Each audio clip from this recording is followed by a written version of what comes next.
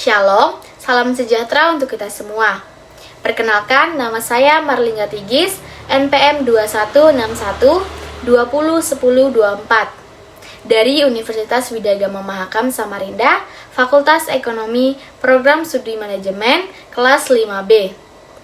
Video ini saya buat untuk memenuhi tugas ujian akhir semester mata kuliah Sistem Informasi Manajemen. Pada video ini, saya akan membahas terkait dengan sistem informasi operasional. Manajemen produksi dan operasi merupakan manajemen dari suatu sistem informasi yang mengkonvensikan masukan atau input menjadi keluaran atau output yang berupa barang atau jasa.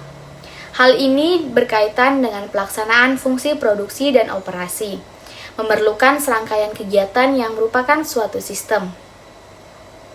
Input data berupa data internal dan data eksternal.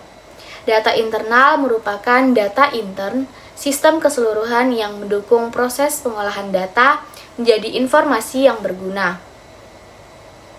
Data ini meliputi sumber daya manusia atau SDM, material, mesin, dan hal lainnya yang mendukung proses secara keseluruhan seperti transportasi, spesifikasi kualitas material, frekuensi perawatan, dan lain-lain.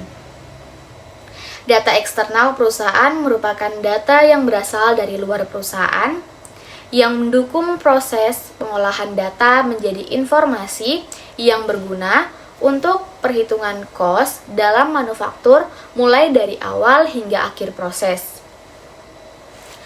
Contoh data eksternal adalah data pemasok atau supplier, kebijakan pemerintah tentang UMR, listrik, dan lain-lain. 1. Subsistem input. Subsistem input terdiri dari 1. Sistem informasi akuntansi. Pengumpulan data intern yang menjelaskan operasi manufaktur dan data lingkungan yang menjelaskan transaksi perusahaan dengan pemasok. Sebagai contoh, pegawai produksi memasukkan data ke dalam terminal dengan menggunakan kombinasi media yang dapat dibaca mesin dan keyboard. Media berbentuk dokumen dan dengan barcode yang dapat dibaca secara optik atau dengan tanda pensil yang dapat dibaca secara optik, dan kartu plastik dengan garis-garis catatan yang dapat dibaca secara magnetis. Setelah dibaca, data tersebut ditransmisikan ke komputer pusat untuk diperbarui atau untuk memperbarui database. 2. Subsistem Industrial Engineering. Industrial Engineering merupakan analisis sistem yang terlatih khusus untuk mempelajari operasi manufaktur dan membuat saran-saran perbaikan industrial. Industrial Engineering terdiri dari proyek-proyek pengumpulan data khusus dari dalam perusahaan yang menetapkan berapa lama waktu yang dibutuhkan untuk suatu produksi. 3. Subsistem intelijen manufaktur.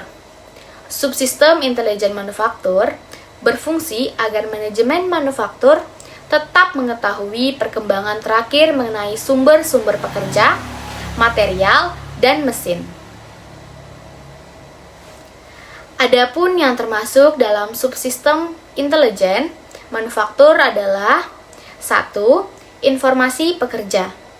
Manajemen manufaktur harus memperhatikan serikat pekerja yang mengorganisasikan para pekerja perusahaan. 2. Sistem formal. Manajemen manufaktur memulai arus informasi pekerja dengan menyiapkan permintaan pekerja yang dikirim ke Departemen Sumber Daya Manusia dan data dari berbagai elemen lingkungan yang menghubungkan kepada pihak yang berwenang. 3. Sistem informal. Arus informasi antara pekerja dan manajemen manufaktur sebagian besar bersifat informal. Arus itu berupa kontak harian antara pekerja dan manajer. Kegiatan-kegiatan yang terjadi di dalam intelijen manufaktur. 1. Pengumpulan atau pendokumentasian data dari lingkungan. 2. Pengujian data. 3. Pemeliharaan data untuk menjamin akurasi dan kemutakhiran data. 4. Keamanan data untuk menghindari kerusakan serta penyalahgunaan data. 5. Pengambilan data dalam bentuk laporan untuk memudahkan pengolahan data yang lain. Selanjutnya, subsistem output adalah informasi yang dihasilkan dari hasil pengolahan data yang dibagi menjadi 3 bagian, yaitu produksi, persediaan, dan kualitas, di mana ketiganya ini tidak meninggalkan unsur biaya yang terjadi di dalamnya. 1. Subsistem produksi adalah segala hal yang bersangkutan dengan proses yang terjadi di setiap divisi kerja ataupun departemen yang mengukur produksi dalam hal waktu, menelusuri arus kerja dari suatu langkah ke satu langkah lainnya. 2. Subsistem persediaan. Tingkat persediaan perusahaan sangat penting karena menggambarkan investasi yang besar, di mana suatu barang dipengaruhi oleh jumlah unit yang dipesan dan pemasok setiap kalinya.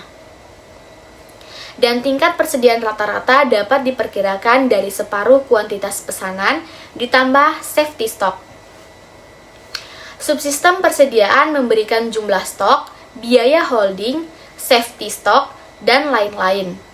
Berdasarkan hasil pengolahan data, input biasanya memiliki proses pembelian dan penyimpanan. Dan fungsi dari subsistem persediaan adalah mengukur volume aktivitas produksi saat persediaan diubah dari bahan mentah menjadi bahan jadi. Selanjutnya, yang ketiga, subsistem kualitas adalah semua hal yang berhubungan dengan kualitas, baik waktu, biaya, performa kerja, maupun pemilihan supplier. Fungsi dari subsistem kualitas adalah mengukur kualitas material saat material diubah. Banyak hal lain yang bukan unsur mutlak kualitas namun perlu masuk dalam unsur kualitas, seperti proses, perawatan, dan spesifikasi baik produk jadi maupun material.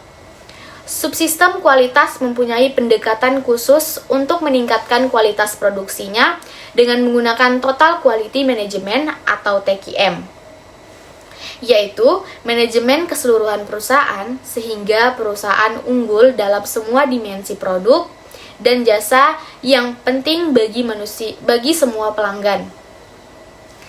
Keyakinan dasar yang dilandasi TQM adalah 1. Kualitas ditentukan oleh pelanggan dan manajemen yang digunakan. 2. Kualitas dicapai oleh manajemen. 3. Kualitas adalah keseluruhan tanggung jawab seluruh penghuni perusahaan. 4.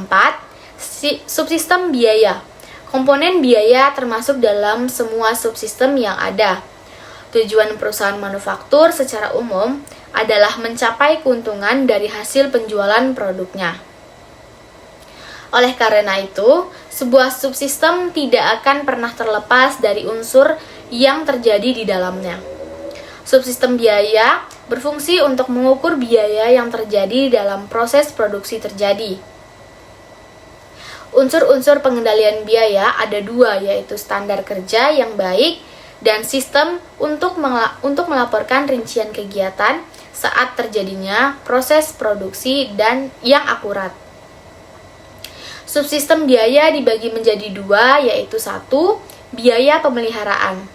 Biaya pemeliharaan atau biaya penyimpanan biasanya dinyatakan sebagai persentase biaya tahunan dari barang mencakup kerusakan, pencurian, keusangan, dan pajak, dan asuransi. 2. Biaya pembelian. Mencakup biaya-biaya yang terjadi saat material dipesan, waktu pembelian biaya telepon, biaya sekretaris, biaya formulir pesanan, pembelian, dan sebagainya. Sekian yang dapat saya sampaikan. Apabila ada salah kata dan kurang lebihnya, saya mohon maaf. Saya akhiri. Shalom, salam sejahtera untuk kita semua. Terima kasih.